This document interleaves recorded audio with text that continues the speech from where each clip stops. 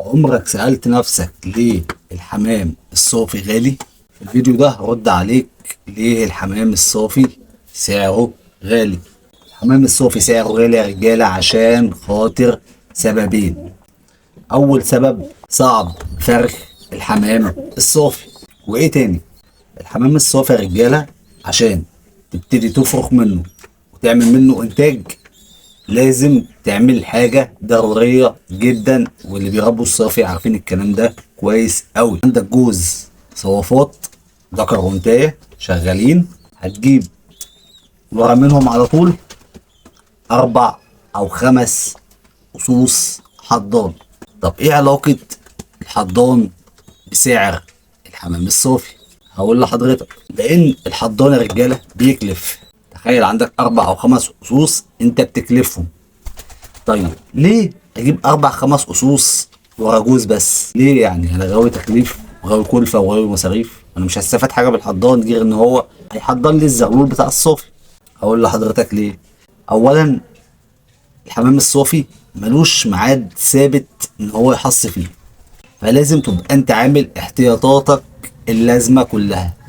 لازم عندك ال4 أو ال5 أصوص دول يكونوا بيحصوا في أوقات متباعدة، يعني ما بين ده وده أسبوع، ما بين ده وده 10 أيام، ما بين ده وده 15 يوم، ما بين ده وده شهر.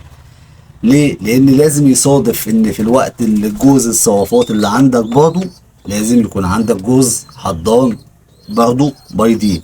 فبالتالي أنت بتصرف على الحضان، بتأكل 4 أو 5 أصوص عشان خاطر زغلول أو زغلولين. دلوقتي عرفت ليه الحمام الصافي غالي، لأن صعب فرخه، وعشان تفرخه لازم يكون عندك كذا قص حضان عشان خاطر تعرف تطلع بزغلول أو بزغلولين منه.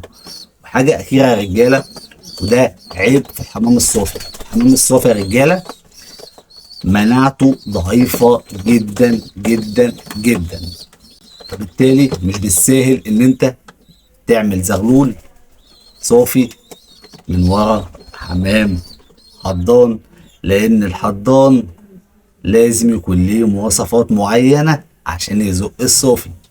وعشان نعرف ازاي الحضان يزق الصافي بعمل متابعة يا باشا، واعمل اعجاب للفيديو واعمل شير، عشان الفيديو الجاي هقول لك ازاي تعمل حضان يزق الصوافات.